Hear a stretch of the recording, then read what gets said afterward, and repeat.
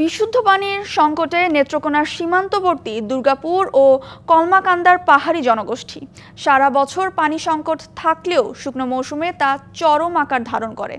লক্ষাধিক মানুষ বাধ্য হয়ে ভারত থেকে প্রবাহিত ছড়া বা ঝর্ণার দূষিত পানি পান করায় মারাত্মক স্বাস্থ্য ঝুঁকিতে রয়েছেন। নেত্রকোনার সীমান্ত উপজেলা কলমাকান্দা ও দুর্গাপুরের অধিকাংশ গ্রামই টিলা ও পাহাড় বেষ্টিত। সারা বছর এসব এলাকায় পানি সংকট থাকলেও শুষ্ক মৌসুমে তা যেন আরও তীব্র হয়।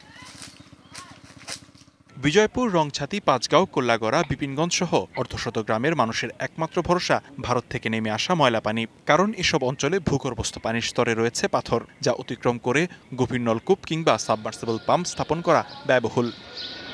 যমুনা ইলেকট্রনিক্স ঈদে ডাবল খুশি অফার সিজন 3, যে কোনো পণ্য কিনলেই পাচ্ছেন নিশ্চিত ঈদ উপহার। সংকট নিরসনে জনস্বাস্থ্য প্রকৌশল বিভাগ কুয়া তৈরি করে উপরে রিং বসিয়ে টিউবওয়েল স্থাপন করেছে, কিন্তু প্রয়োজনের তুলনায় অপ্রতুল সেই আয়োজন। ইন্ডিয়াতে ময়লা পানি আয়ে এই সরা পানি দিয়ে আমরা কুয়া খুঁড়ে খাই। গাতা হইয়া পরে এই যে চাকনিরা চাকিয়া পরে আমরা খাই। বাধ্য হয়ে ময়লাযুক্ত ভারতের বিভিন্ন ছড়ার পানি সংগ্রহ করছেন স্থানীয়রা। দূষিত পানি পান ও গোসল করায় নানা রোগে ভুগছেন তারা। টাইফয়েড, জন্ডিস ভুগছে গ্রামের মানুষ সারা বছরই এই পানি ব্যবহার করার ফলে। যখন ডল আসে বর্ষাকালে আমাদের পানির খাওয়ার খুবই কষ্ট। বিশুদ্ধ পানির সংকট নিরসনে দীর্ঘমেয়াদী প্রকল্প নেওয়ার চেষ্টা চলছে বলে জানিয়েছে কর্তৃপক্ষ। মাটির নিচে আসলে পাথর রয়েছে, যে কারণে পানির প্রাপ্যতাটা কিছুটা কম থাকে, বিশেষ করে শুষ্ক মৌসুমে। প্রতি বছরই সরকার কিছু সাবমার্সিবল পাম্প দেয়।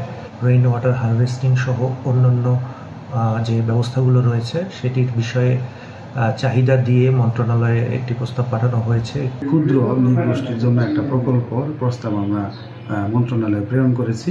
দ্রুত তৈরি করা হয় তাহলে সেই অঞ্চলের সকলের পানি সরবরাহ নিশ্চিত হবে বলে আমরা আশাবাদ ব্যক্ত করছি। দুর্গম পাহাড়ি অঞ্চলে বছরের পর বছর ধরে বিশুদ্ধ পানির সংকট নিরসনে সরকার দ্রুত কার্যকর ব্যবস্থা নেবে এমন প্রত্যাশা স্থানীয়দের। DBC news desk.